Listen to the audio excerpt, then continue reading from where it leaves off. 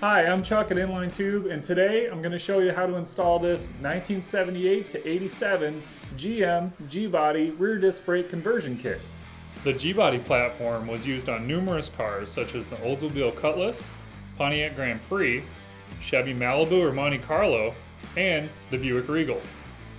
Begin by removing the 10 bolts from the axle housing. For this demonstration, we have already removed most of them and drained all the fluid. Spin the carrier around and locate the retainer bolt holding the differential pin shaft into place. Using an 8mm wrench, loosen and remove the retainer bolt.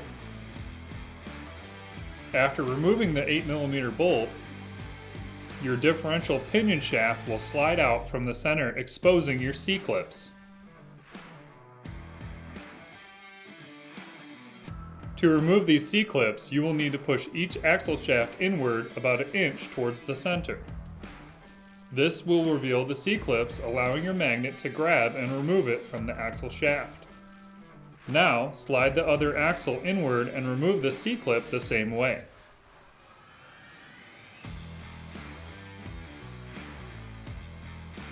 If the axles have not been removed yet, you might have to use a dead blow hammer to jar them loose so that you can get the axles to come in enough to get the C-clips out. Next, carefully pull the axle shaft out of the housing and make sure to support it with two hands so that you do not damage the bearings or seals.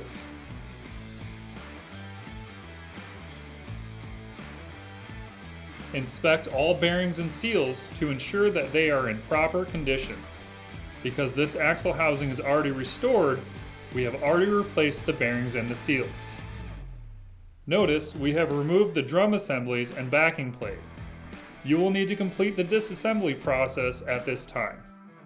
To begin the assembly process, clean all 3 holes on your axle flange and prepare it for the new parts.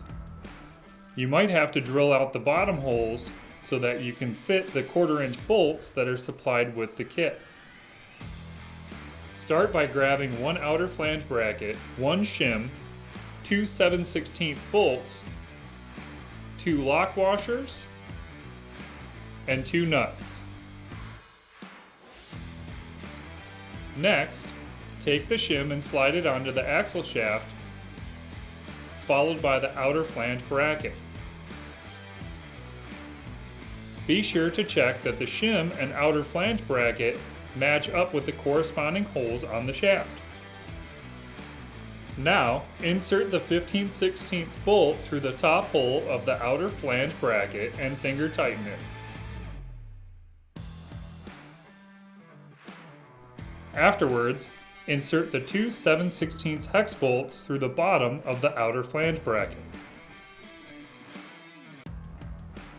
Once all 3 bolts are in place, slide a lock washer onto the back of the 2 7/16 bolts, followed by a nut and finger tighten them.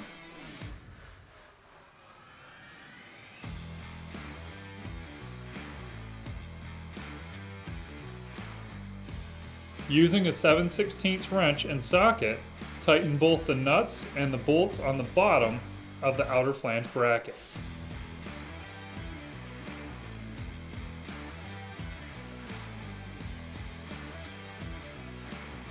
For this next part, you will need 1 caliper bracket, 2 9/16 bolts, 2 spacers, 2 lock washers, and 2 9/16 hex nuts. Begin by attaching the caliper bracket through the 15/16 large bolt and the 2 9/16 bolts on the back side of the outer flange bracket. Add 1 lock washer over the 15/16 bolt, followed by the nut and finger tighten it.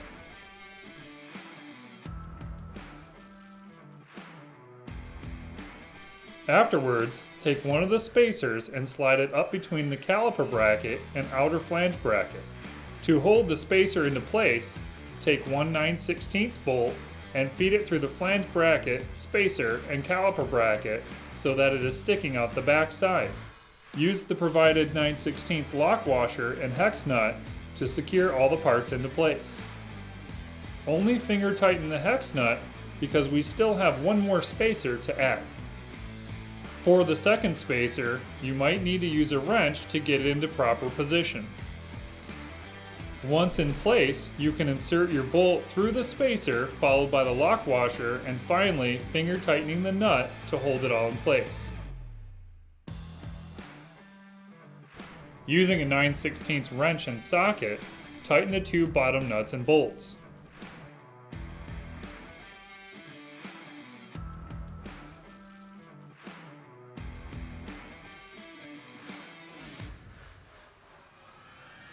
Then, with a crescent wrench and a 15/16 socket, snug up the top nut.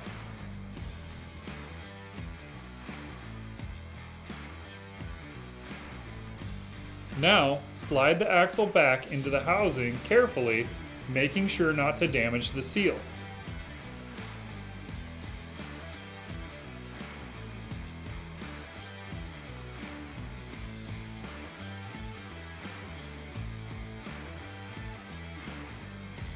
Once it reaches the center, take the C-clip and slide it back into place, then pull the axle out so the C-clip locks the axle shaft into place.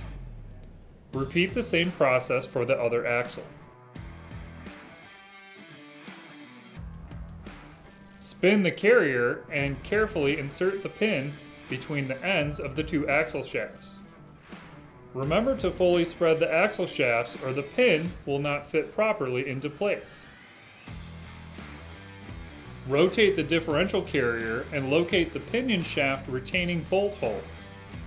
Reinsert the retaining bolt and tighten it into place.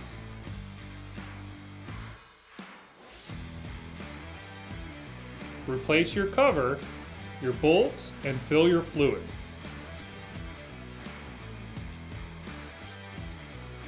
We are now ready to mount the rotor to the axle. Start by sliding your rotor through the 5 studs of the axle. Once it sits flush, finger tighten 2 lug nuts to secure the rotor into place.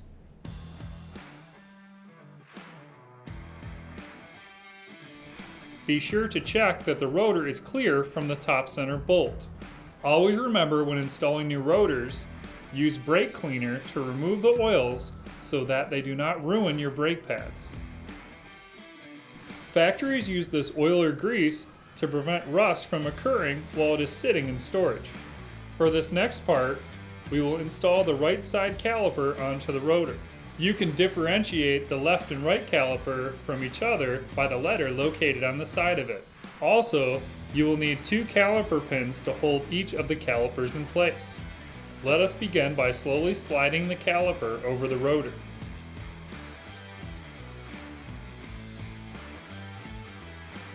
Once in place, slide one of the caliper pins through the back side of the top hole of the caliper bracket. Make sure that you lube the pins so they slide through easily. Finger tighten the pin until it comes out the front side of the caliper, and using a 3/8 Allen socket, completely tighten the pin into the caliper.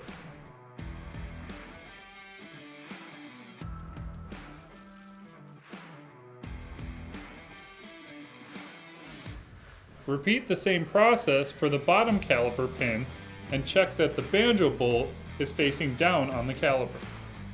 With the caliper in place, we can install the parking brake cable. These parking brake cables are designed specifically for your application. In this case, we are using it for the G-body platform, which has one long and one short cable, just like the original system. The short cable goes on the driver's side of the vehicle, and the long cable goes on the passenger side of the vehicle. For this demonstration, we'll be using the long cable on the passenger side of the vehicle. Start by feeding the cable through the spring located on the back side of the caliper. Once through the spring, you will need to connect the end of the cable into the hook. This might require minor filing of the hook to get the cable through and into place. As a reminder, we do not recommend using a screwdriver or a hammer to jar the cable into place, because this could damage the cable. Now that you have bent the cable backwards and slid it into place, pull the back of the line so the pin becomes flush with the hook.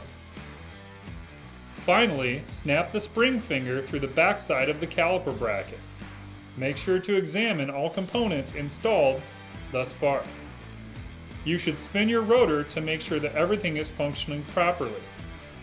If your rotor slightly touches your caliper pin, you will need to remove the caliper, then the pads, reinstall the caliper without the pads, and insert a pry bar or screwdriver into the caliper touching the rotor. Remember, you are prying against the rotor to tweak the back bracket. This should lift the pin off the rotor enough so that when you spin it, it does not touch. Repeat until the rotor spins freely on the axle, then reinstall the caliper with the pads.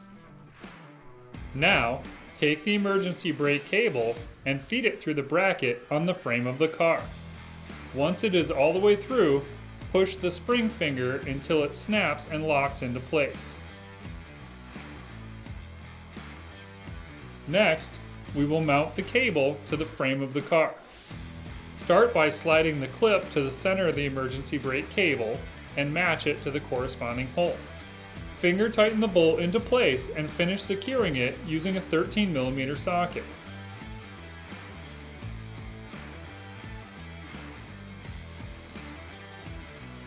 For this next part, take the driver's side emergency brake cable and feed it through the top hole of the equalizer bracket.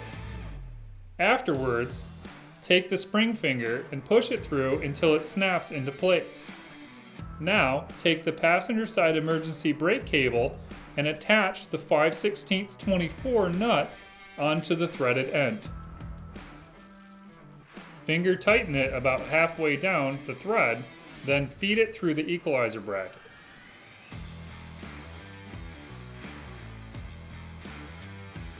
Once through the bracket, thread another 5/16 24 nut onto the other end and finger tighten it until it reaches the bracket.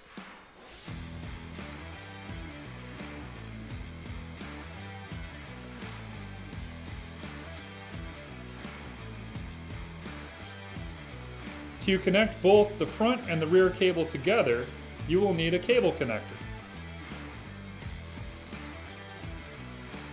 Notice how the cable does not reach the connector. To fix this, loosen the nut as far as you can at the equalizer, and this will give you enough length to make the adjustment.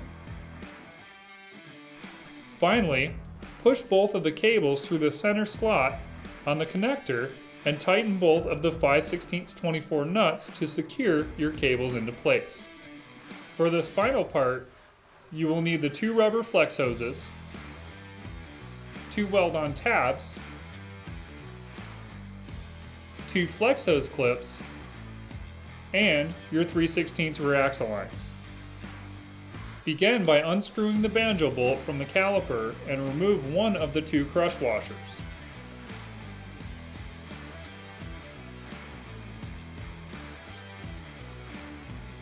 Insert the banjo bolt through the end of the rubber flex hose and slide the crush washer on the opposite end.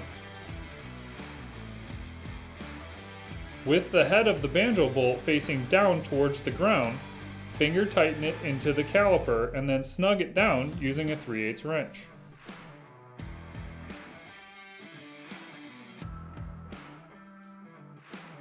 Before we can install the weld-on tabs, you will need to know where to place them on the rear axle. This will require you to install the rear brake lines so that you can mark where to weld them. Start by screwing the brake lines into the rear drop hose.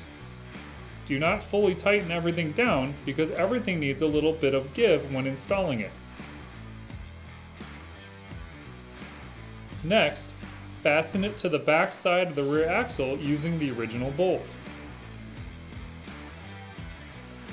With the weld-on tabs connected over the end of the rubber flex hose, thread in the fitting, then finger tighten it into the hose and mark on the axle where you're going to weld on the tab. Once you have your tabs correctly welded onto the axle, you can take the lines and move them over and under the factory line holders. Now, take the female end of the rubber flex hose and slide it through the weld-on tab. Insert a flex hose clip between the hose and the weld-on tab to secure it into place. Finally, finger tighten the tube nut into the hose and repeat the same process on the other side.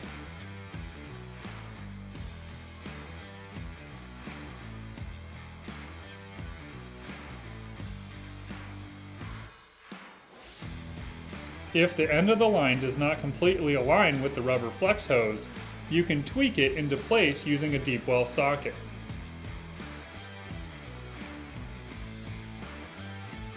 This has been the install on a GM G-Body 7.5 rear axle. For more information on what part fits your application, please contact us via live chat at inlinetube.com.